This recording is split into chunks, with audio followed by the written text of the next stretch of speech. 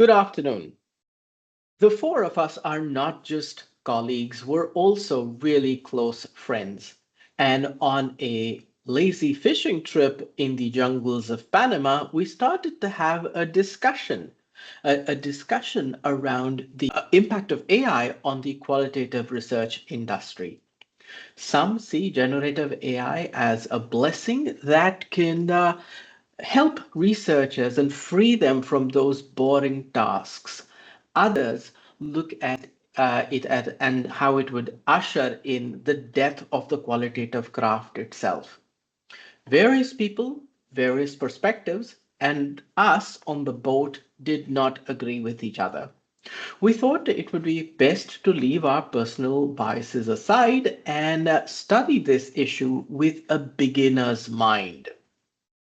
This is where we thought we'd let our 6 year old selves emerge, and we began to speculate a wondrous number of what if scenarios.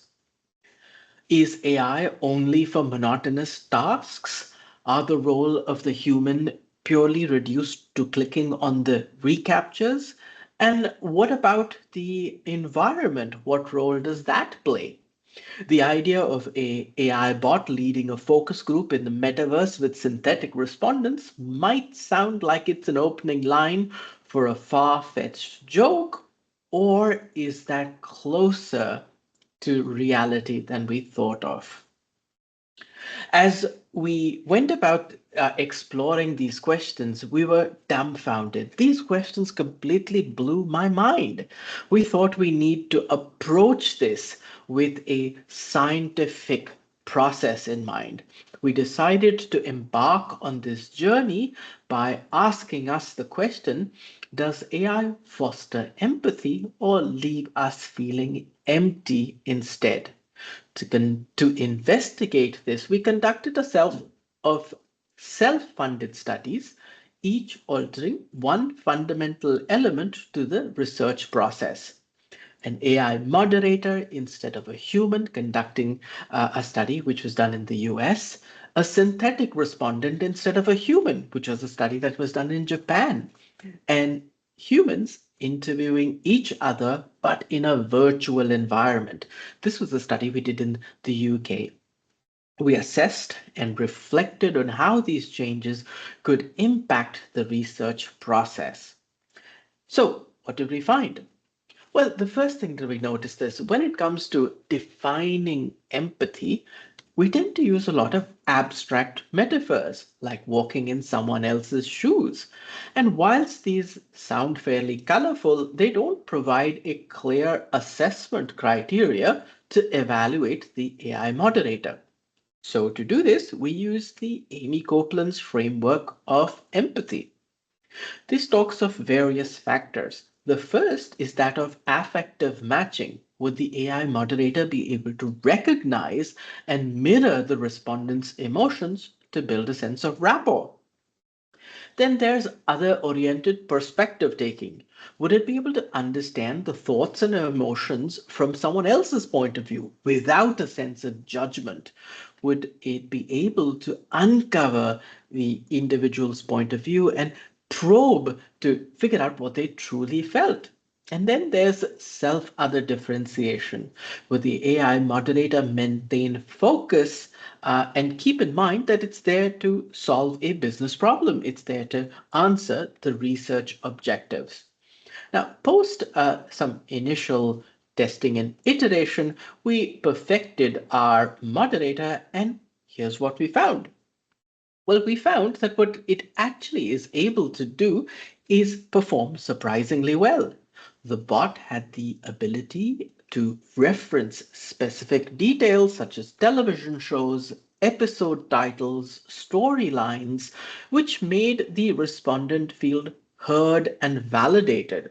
Specifically, when they started to talk about aspects which were fairly obscure. Here we were trying to learn the consumer behavior when it came to OTT platforms. And when they started to talk about specific episodes on a program from the 1960s, and the bot could reference that, the respondent definitely felt heard. Here's what happened when I tried this out myself. I love sci-fi that is positive, not dystopian universes. I love Star Trek and Star Wars, as you can tell from my t-shirt. That's awesome, Ajay. Your passion for Star Trek and Star Wars really shines through, and it's great to hear that you're into the more optimistic side of sci fi. I can only imagine how cool your t shirt must be. Now, I love the fact that the bot knew the storyline of my favorite Star Trek episode, Mirror Mirror, and the fact that it complimented me on my t-shirt. That clearly made me smile. But unlike a seasoned human moderator, the bot did not delve into the reasons behind my love for optimistic sci-fi. It acknowledged my emotion, but moved on swiftly to the next question, very much like an affective skim at best. The moderator bot struggled with meaningful improvisation and real time adaptation.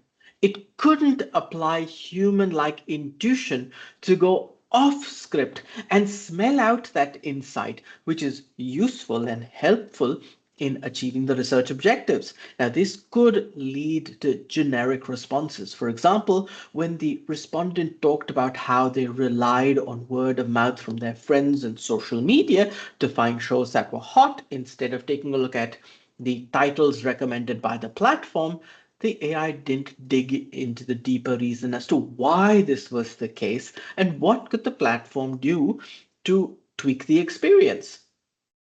Now, great moderators have a wonderful ability to use nods and phatic cues like ahs and ums and eye contact to pause and signal to the respondent that they want deeper answers. This leverages an unwritten social contract where the respondent feels that they must elaborate further. It's like holding your fist out when you're with your friends and you're inviting a fist bump. The moderator bot, however, struggled with this sort of human interaction. It just wasn't able to do so. It often behaves as a novice moderator, someone that is constantly looking down at the discussion guide and often loses focus of the prize that may be right in front of it. It misses out on the opportunity to probe, to dig deeper, to deal with those novel and unexpected insights. Now, uh, are we saying that this is completely useless? Well, no, not quite. It's fair to say that a AI bot won't replace your favorite human moderator just as yet, but it can help with in some use cases. Think of it as always on access. You're conducting a study to understand pain, and your respondent starts to experience a migraine at 3 a.m., but the human moderator isn't around. That's where a bot can help. It could also help with scale and speed. Imagine a fleet of these bots conducting numerous interviews simultaneously to cut down on time. Or conversational quant surveys where you can probe and follow up, as well as engagement on a community. By acknowledging what the participant has said, the bot is able to keep that conversation going. Now, these were a set of researches and pilots that we did in 2024. In 2025, we decided to up the ante. We looked at another pilot. This was in Spain, Poland, and the Netherlands, where we were trying to understand how people felt about replacing or repairing their electronic products. Jim, what did we find? Thanks, Ajay. So once we started our pilot, we broke it out into two major groups. One being AI moderated interviews using standard out of the box functionality from an AI moderation platform.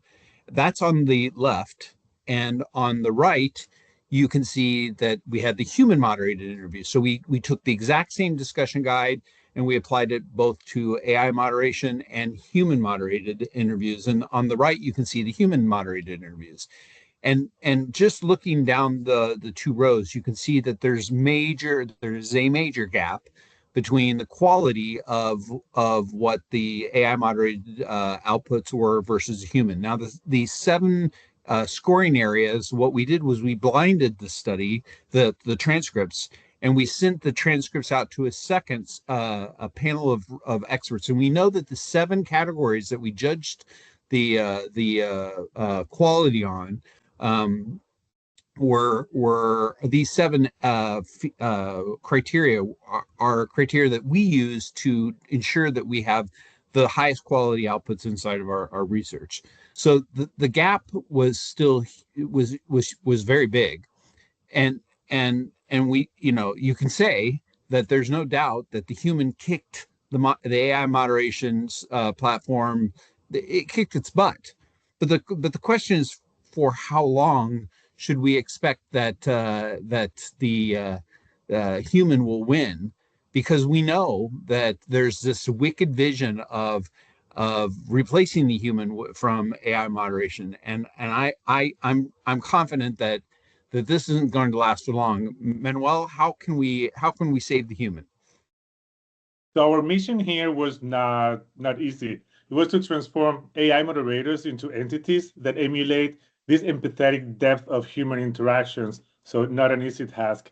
So to do that, what did we do? We investigated that magic that human moderators naturally possess, focusing on things like subject expertise, like context awareness, and also cultural insights. But very importantly, that involves integrating emotional comprehension into AI, ensuring that each interaction is as meaningful and powerful as genuine human connection. Of course, we're not going to get there, but something as close to that um, as possible. So our next step involved training the AI bot, by merging three elements: psychology, technology, and human computer interaction. So psychology provides the blueprint and reveals how people think, how people feel, how people make decisions, so that the AI moderator can interpret those emotions and intent and also the context authentically. And technology supplies the engine, transforming all of this psychological understanding into adaptive and data-driven systems that can learn, that can predict, and that can respond intelligently.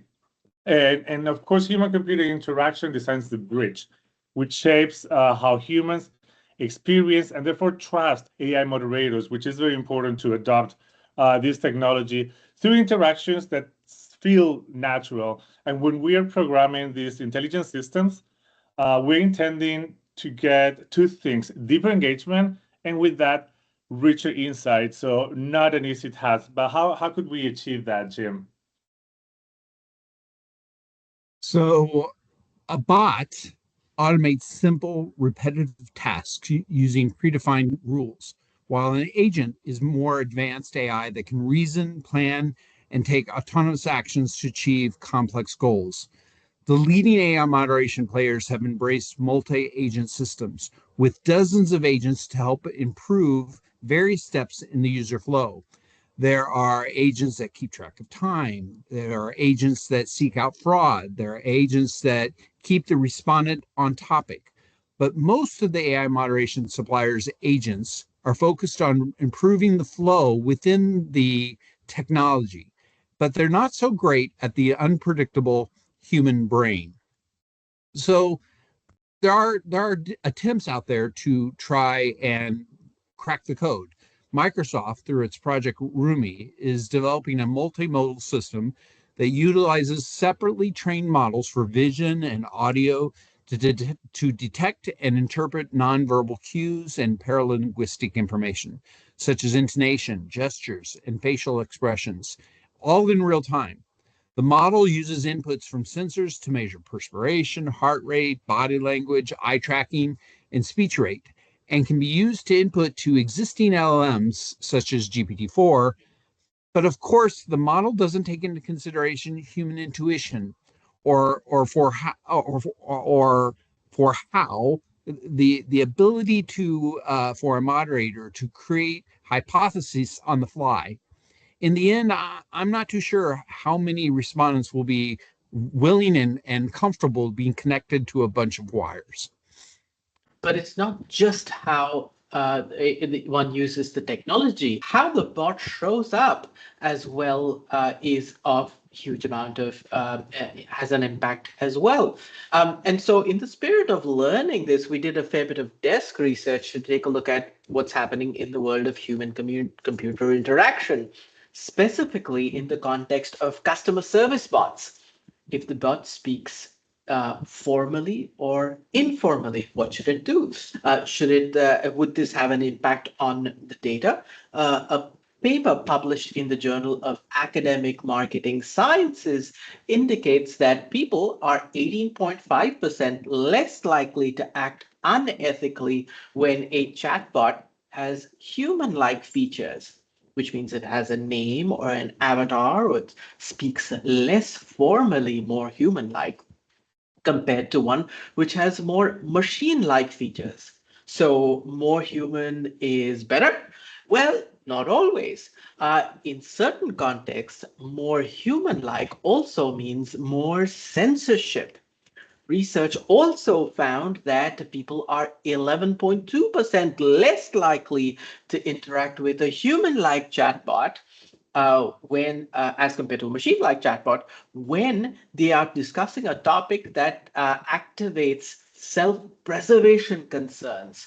This could be, for example, when they're talking about embarrassing purchases or behaviors that they are doing, but may not necessarily want to admit to. Typically, those do-say gaps that may exist. At the same time, we ask the question, should a bot be cute or not cute? What should its appearance be like?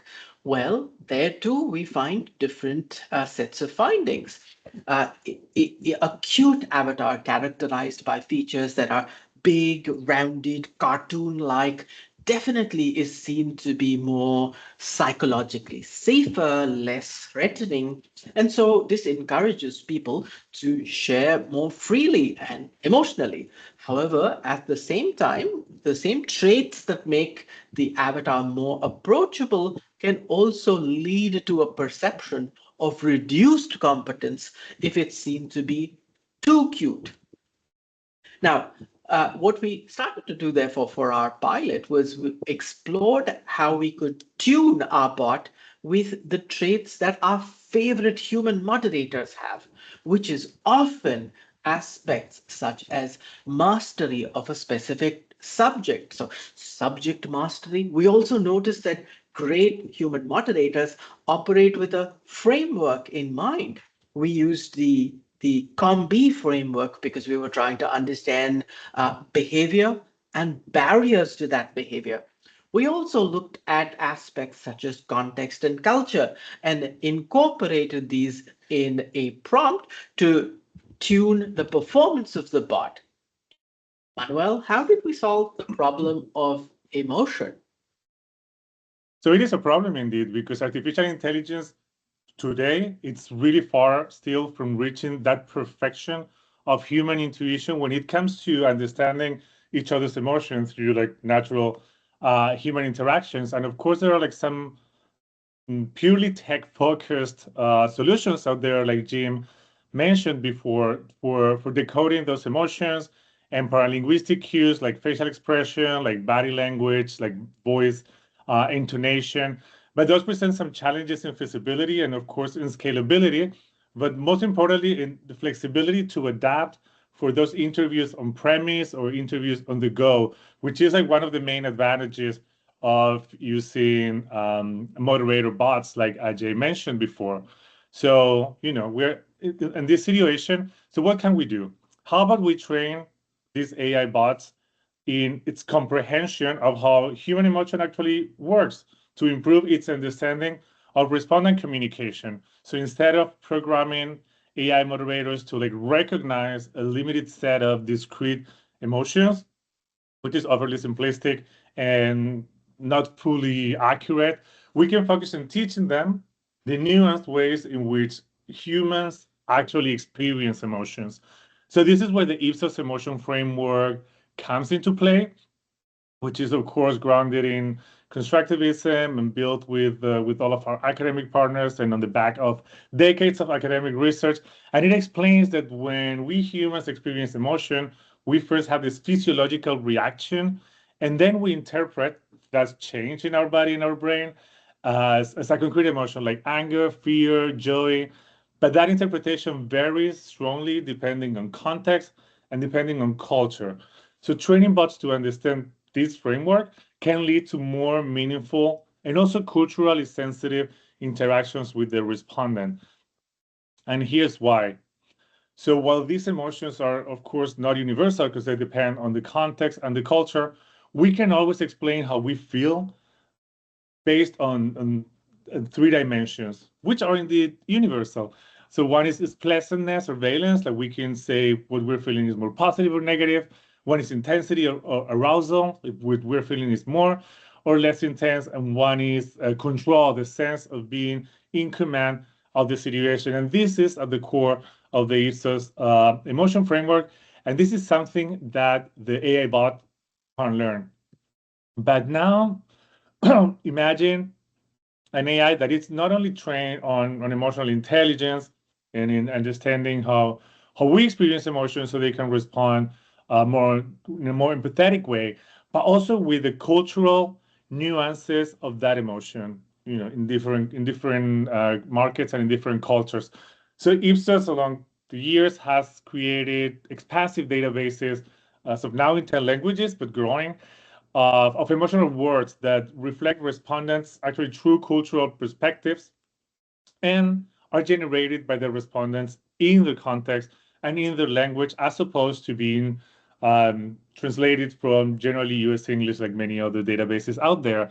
But also, these emotional words are mapped to these three universal dimensions that I mentioned, allowing us to see differences across languages. Like here, for instance, you can see that arguably the most universal emotion that exists, which would be happy, it is experienced at about 20% more intense in Spanish than it is in English. So it's not the same. It's a pretty large nuance. So of course, for this current research that we're talking about in these markets, we train the AI bot using the Spanish language database, capturing the authenticity of emotions in Spanish. And this way, the bot can respond in real time, adjusting to the emotional state of the respondent. And that leads to better engagement. And with that, that leads to richer insights. So, of course, it sounds great in theory, but let's see, tell us, Jim, how that worked in practice on this research that we conducted. Thanks, Manuel. Now, so everything you've heard up to now, let's pull it all together and let's put our theory to the test. So Ipsos, as we mentioned, has many proprietary scientific frameworks, like the emotional framework that our global science team and Manuel have developed, or our category and subject matter expertise, and more importantly, our thousands of expert moderators, human moderators, who are trained in not only asking the better question, but also questioning the answers. So we applied these areas of expertise and trained the same leading AI moderation supplier by layering this information in the form of context for AI and very complex probing instructions. So if you recall, we had this first part of our pilot where we tested against out of the box AI moderated interviews and the human interviews. What happened next was we layered in a middle column, which is where we started to fine tune all of our giving the context for AI and probing instructions, very specific instructions around subject matter context. As Ajay mentioned earlier, the COM-B motivational framework, as Manuel mentioned, the Ipsos emotional framework, and we also applied Ipsos expertise in layering on complex probing instructions. Once we connected it all together, you can start to see that in Group B, the results moved much closer to that of the human. So, and when we dug into the actual data, we saw some really interesting things. We saw that the more we trained the AI solution, the AI moderation solution, the better the data quality. In this slide, we demonstrate a growing volume of emotional and rational themes that we uncovered as we trained the AI moderation solution more and more. But this is a little misleading because what you see are themes that were uncovered. And if you look at the third column and the fourth column, you'd say, well, why do I need the human? Well, when you dive deep into each of the themes, that the themes themselves lacked depth. So yes, we'll be able at a very shallow level to be able to uncover more themes as we fine tune these AI moderation solutions, but still it lacks the depth of the human. So we always compare the evolution of ape to man and the differences of our genetic code being 1%. The same kind of analogy works for AI moderation versus human moderation. So when you look when you're close to the data, you sometimes struggle to see the lack of depth. They look very close, but once you pull out and you look more broadly at what the data has delivered, the richness that you're still getting from the human is indisputable, that the human is still very much key in delivering higher quality data. Ajay? So when we started off with this process, what we wanted to understand is where does the human perform well and where does the bot perform well? What are their unique strengths as such so that we can make a choice between the two? We realize that both the bot and the human have their unique strengths, but we don't need to face a dilemma in choosing one over the other. We could choose both. We could choose a solution where they complement each other. A human moderator along with the AI moderator could maximize the insight. But when do we use each? When do we bring the human in and when do we bring the AI in? Well, humans have this wonderful ability to find genuine answers to difficult questions. They do very well when there is a need to try to deal with a sense of ambiguity, when there is a need to look at aspects of empathy and understanding and looked at lived experiences itself. Bots, on the other hand, are fabulous when you're looking at a tightly defined research question, which could be perhaps tactical in nature, where there is a well-defined sense of how you're going to achieve those research objectives. When there's a need for anonymity, bots could be used there as well. And but there is a deep overlap between the two. There is a space in between, which what we're referring to as qual fusion, which is where you could leverage the best of both worlds, where AI can look at scale and the human moderator is able to add the cultural context, decode the motivational drivers, as well as the societal expectations and emotional subtleties that comes about. Uh, so as we move forward, what we need to sort of keep in mind that we're not really advocating that you end up spending more money. What we are saying, just to be clear, is that you need to get more out of the research. So instead of diverting all your funds to one or the other, split your budget and so that you can gain more from both methodologies as such. So after all this, did we manage to give the bot a heart? Well, it's better than what it had before, but it's clearly not as good as what the human has. It is a step closer though. Now let's take a look at our second experiment, which was where we looked at the virtual environment. Rollo, tell us about that.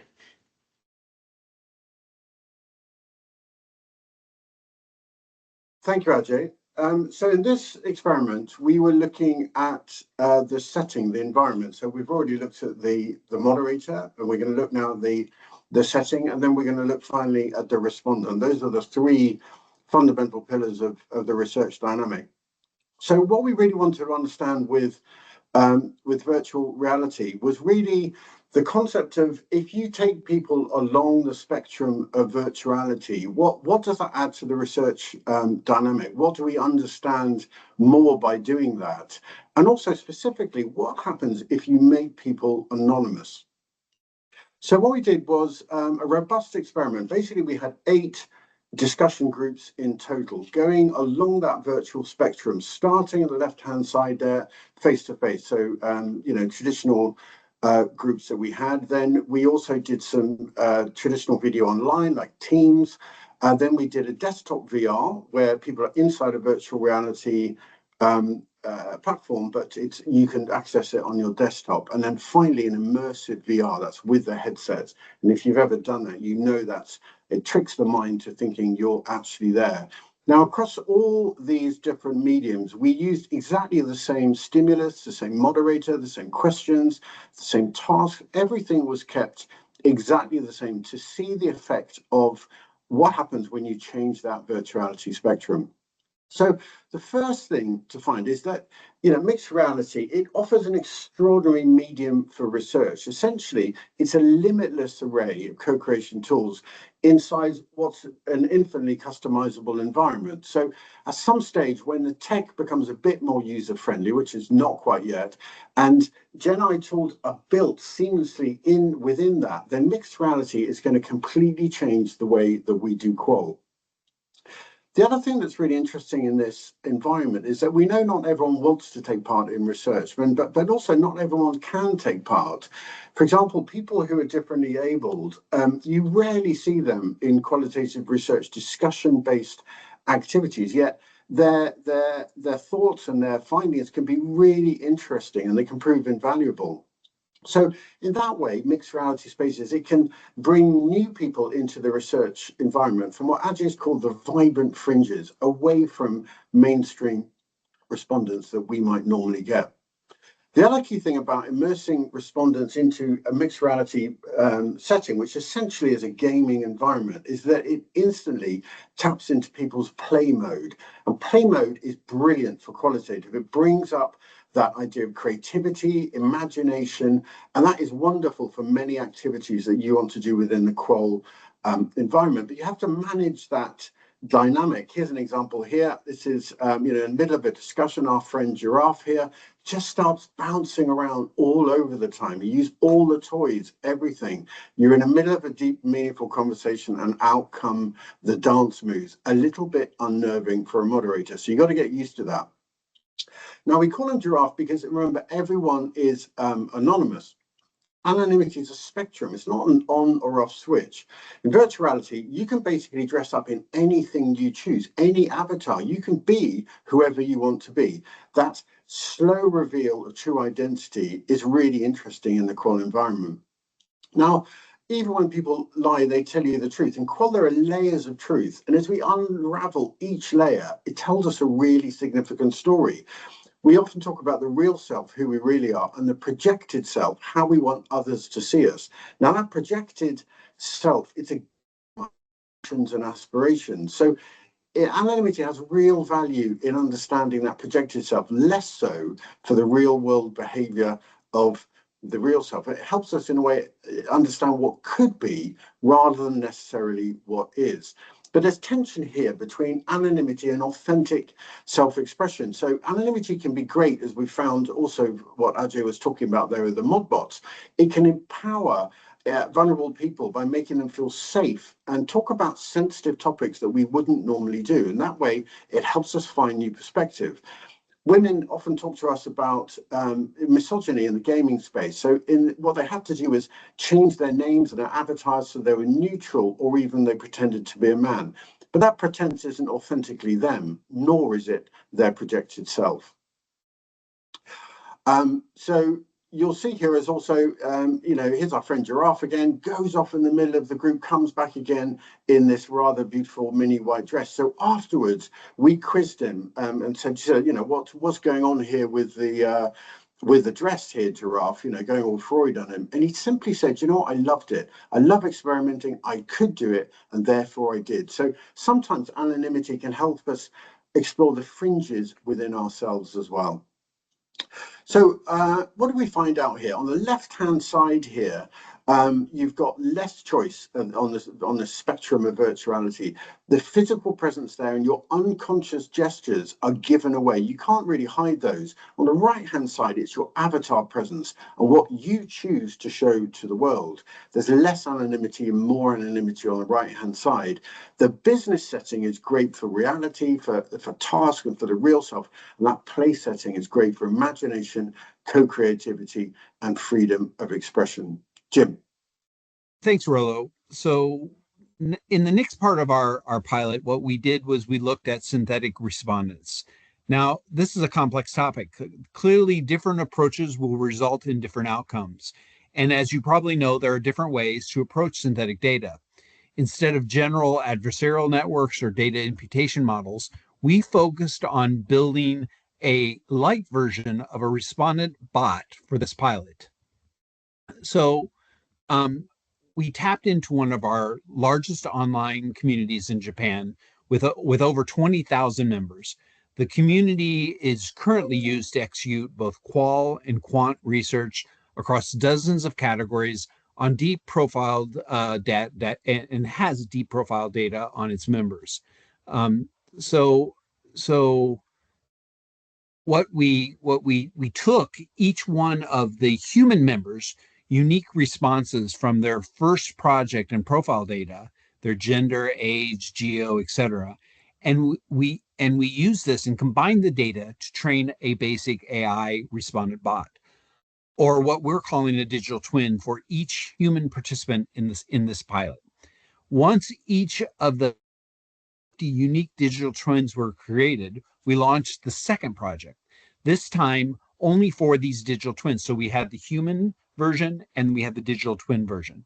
The twins, with the help of one of our AI analysts, were prompted to answer the same questions that the humans had answered in 3 different areas around exploration, evaluation, and ideation. This kind of sounds like an evil plot from a James Bond movie, right?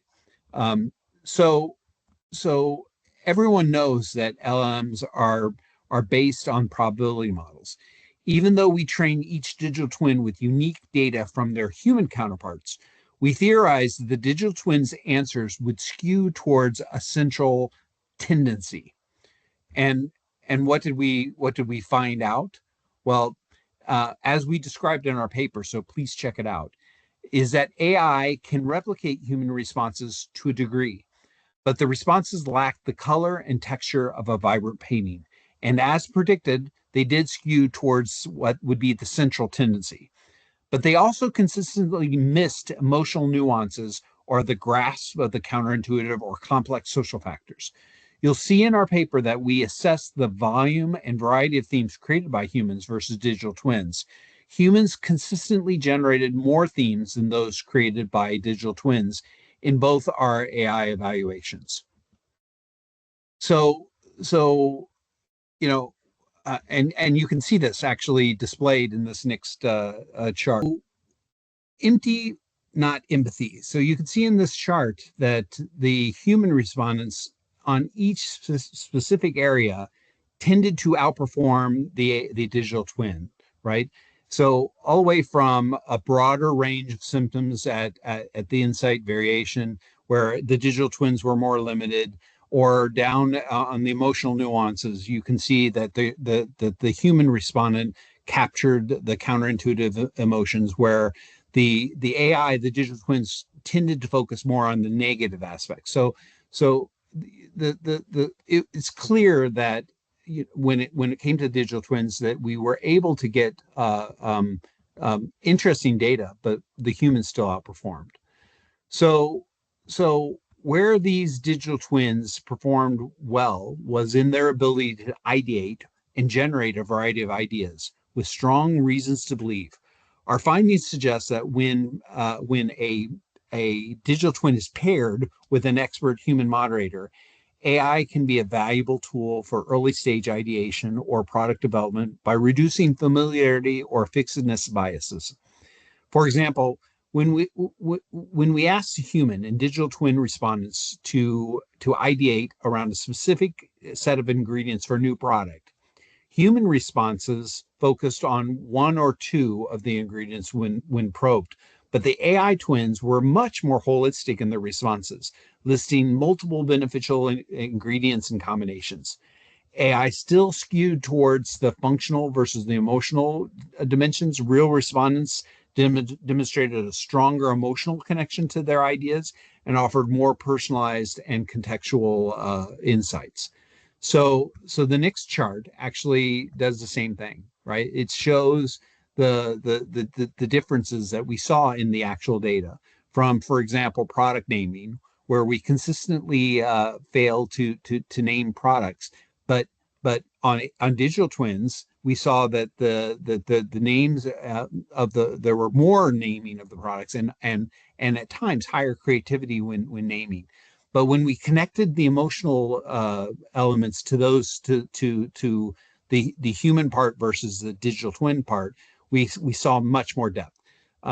We'll let you read this slide in our paper, but definitely there still remains a big difference between human and digital twin.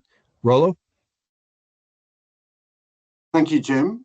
So what can we learn from these three experiments? So remember, we've done one on the moderator, one on the setting, and one on the respondents. In fact, we did more on the moderator. What is interesting here is what we were trying to do with these three experiments was kind of temper our natural enthusiasm for AR, VR, with some evidence and some firm understanding. So for sure, AI opens up new opportunities, new use cases that we couldn't do before. But right now, it lacks that nuanced understanding and the empathy that human expertise can offer. So virtual environments and anonymity, they open up a wonderful sense of freedom, creativity, but the tech is still a bit clunky for everyday research. At some stage, all these technologies are going to combine and do things that we haven't even thought about, but not quite yet. It's astonishing what AI can already do and how real that AI bots and how convincing synthetic insight reads. But maybe we're a bit deceived by our own astonishment and we're duped into thinking that something that sounds so real really is real, and we should be cautious of simulating insight. So qual insight, it doesn't come from the respondent answering the questions, but it comes from the moderator questioning the answers. That ability to improvise, to use your natural instinct to pick up on unexpected threads means that you discover new unexpected territory. That's one of the essence of what we do. So the bot, it sounds like it's listening in a really empathetic way. Oh, Ajay, I love what you're saying about Star Wars.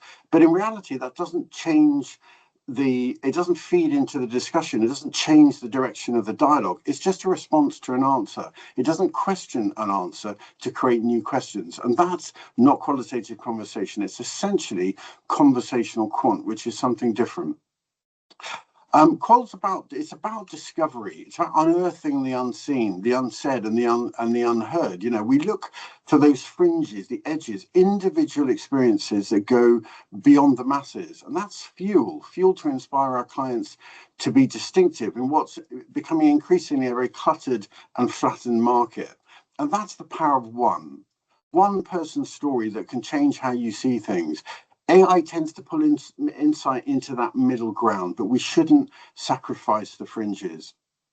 AI, it holds enormous potential for our industry, but it does run the danger of vanillarizing insight by being applied in the wrong place at the wrong time. Ajay. So we started off this process with the intention of learning to keep our personal biases aside so that we can approach this with a beginner's mind. We started this process to play with the tech and figure out where is it useful, where is it not. So what did we find? Is playtime over? Have we tempered our enthusiasm already? Well, no, not quite. It's actually quite the opposite. There's so much to learn, there's so much to explore, to understand in the world of AI and VR, and we will never stop experimenting. But whilst we celebrate its potential, we need to be grown up with regards to its application. And AI and HI seems to be the path forward, at least for now. Thank you very much. Thank you. Thank you. Thank you, everyone.